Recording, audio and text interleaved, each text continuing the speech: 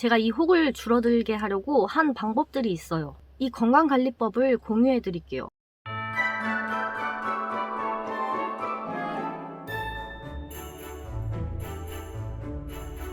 안녕하세요. 지난 5월에 피검사는 정상 수치, 하지만 초음파에 4cm의 혹이 있었습니다.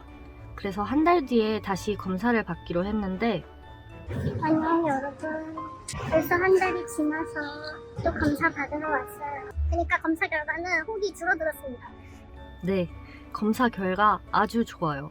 정말 감격스러웠던 순간은 교수님께서 이제 크게 걱정 안 해도 될 것 같다라고 말씀해 주셨거든요. 원래 대학병원 선생님들이 좋은 말을 잘 안 해주십니다. 항상 최악의 경우를 먼저 말씀해 주시거든요. 그런데 이렇게 긍정적인 말씀을 해주셨다는 건 내 몸이 많이 건강해졌구나 이런 생각을 하게 돼서 내 인생 이제 살았구나. 유튜브 구독자 수도 계속 늘고 있고 음악 공부도 하고 있고 이제 내 인생은 성공할 일만 남았나? 예, 이런 생각까지 해봤습니다. 자, 제가 한 달 사이에 혹이 많이 줄어들었거든요. 제가 이 혹을 줄어들게 하려고 한 방법들이 있어요. 검증된 방법은 아니고요. 뭐 우연일 수도 있죠. 하지만 참고만 해주세요.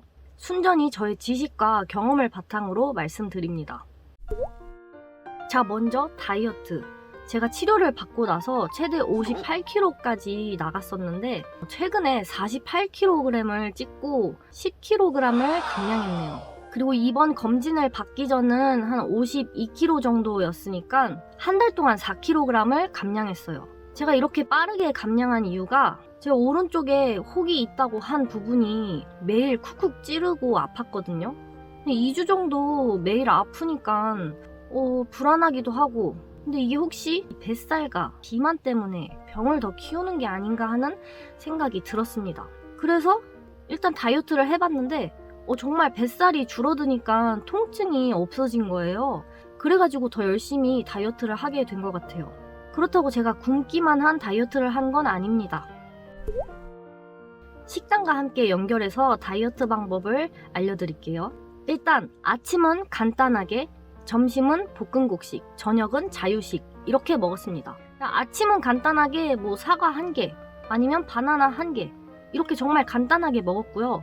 그리고 점심은 볶은 율무, 볶은 귀리, 볶은 현미를 먹었습니다. 먹었던 양은 한 종이컵 반컵 정도 된 것 같아요.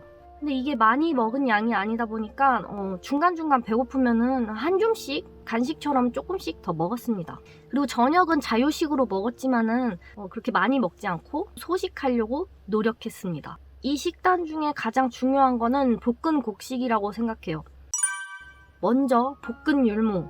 이 율무의 가장 큰 효능은 염증을 배출해 줍니다. 제가 이걸 알게 된 계기가 오래전에 족저근막염을 알았었는데 외과 병원에 물리치료를 받으면서 1년 동안 다녔는데 낫지를 않았어요. 그래서 수술을 권유받았는데 제 수술 받기가 너무 무서워가지고 한의원에 한번 가봤습니다. 가서 침도 맞고 한의사님께서 볶은 율무차를 마셔보라고 그게 염증을 빼는데 좋다고 하셔가지고 생율무를 사다가 기름 두르지 않고요. 프라이팬에 볶아가지고 볶은 율무차를 정말 매일 한 달 동안 마셨습니다. 그랬더니 족저근막염이 있던 그 발바닥 부분에서 여드름처럼 수포가 올라와가지고 그래서 제가 이걸 한번 터트려보고 짜봤어요. 고름처럼 염증들이 엄청 나오고 딱딱하게 굳은 고체화된 염증도 나왔었거든요. 이걸 다 뽑아내고 하고 나서 나았어요. 그때부터 제가 몸에 좀 염증이 많은 것 같다, 몸이 무거운 것 같다 하면은 볶은 율무차를 즐겨 마시고 있습니다. 제 오른쪽 난소에 있는 이 혹도 일단 염증이라고 생각하고 볶은 율무차를 마셨습니다. 예전에는 생율무를 사다가 프라이팬에 직접 볶아가지고 먹었었는데 요즘에는 볶은 율무 제품이 많이 있더라고요. 자, 섭취 방법은 자유롭게 해주시면 됩니다. 차로 우려서 마시든 생으로 먹어도 되고 자유롭게 섭취해주시면 됩니다. 하지만 이 율무에는 부작용이 있어요. 바로 변비를 일으킬 수 있거든요. 그렇기 때문에 대변 활동이 좀 어렵다 하시면은 섭취를 좀 멈춰주시거나 줄여주시면 됩니다. 그리고 임산부한테는 자궁수축을 일으키는 연구 결과가 있어요. 임산부들은 피해주세요.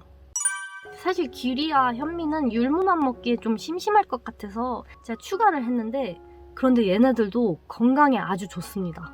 귀리에는 베타글루칸이라는 성분이 음식물이 체지방으로 가지 못하게 막아주고, 콜린이 내장 지방을 제거해줍니다. 혈당 지수도 낮기 때문에 당뇨 환자에게도 좋고, 심혈관 질환, 피로회복, 뼈와 관절 건강 등등 아주 좋습니다. 현미도 비슷해요. 귀리와 현미에도 섭취 시 주의할 점이 있다면, 귀리는 분말로 가공하면 혈당 지수가 올라가기 때문에 되도록 생으로 섭취해 주시고, 현미는 많이 섭취하면 아연과 철분이 몸에 흡수되는 걸 방해한대요. 그런데 이건 비타민C를 같이 섭취하면은 해결된다고 합니다. 제가 너무 길어질까봐 자세한 설명은 생략했는데, 더 정확히 알고 싶으신 분들을 위해 더보기란에 관련 영상들을 첨부해 둘게요. 자, 운동도 제가 나름 생각해서 꼭 지킨 게 있습니다. 그건 바로 식후 10분 이상 운동하기입니다. 이건 제 가설이긴 한데 펫CT를 찍었을 때 들었던 생각이거든요. 펫CT는 암의 위치를 찾는 데 많이 사용합니다. 이 원리가 암세포가 일반 세포보다 포도당을 굉장히 많이 사용하거든요. 그래서 쉽게 설명하면 이 포도당에 방사선 표지자를 입혀서 우리 몸에 주사를 하고 촬영을 하면 이 포도당이 많이 이동한 곳에 암세포가 있다라고 진단하는 겁니다. 근데 이 촬영을 하기 전에 주사를 맞고 나서 1시간 동안은 절대 안정을 취해야 합니다. 이유가 움직여서 근육을 사용하면은 검사가 제대로 안 나온다고 하네요. 이때 딱 생각이 들었죠. 운동을 해서 에너지를 빨리 써버리면은 암세포로 가는 영양분이 부족해서 암세포가 좀 굶어 죽지 않을까, 이런 생각을 했습니다. 그래서 식후에는 가벼운 산책이라도 꼭 하려고 노력했습니다. 처음 치료가 끝난 후에는 몸이 너무 힘들어서 하루에 3,000보 걷기도 힘들었는데, 조금씩 점차 늘려가면서 5,000보, 8,000보, 10,000보까지 늘려서 걷고 있고요. 다이어트 정체기가 좀 왔을 때는 20,000보까지도 걸었습니다. 자, 여기까지가 제가 한 달 동안 열심히 했던 건강관리법입니다. 요약하자면 아침은 간단하게, 점심은 볶은곡식, 저녁은 자유식이지만 소식하기, 그리고 식후 10분 이상 가볍게라도 운동해서 에너지 소비하기. 제가 이 방법들로 혹이 줄어들었다, 검증되지 않았고요. 우연일 수도 있습니다. 해보실 분들은 참고만 해주세요. 그럼 여러분 모두들 건강하세요. 안녕.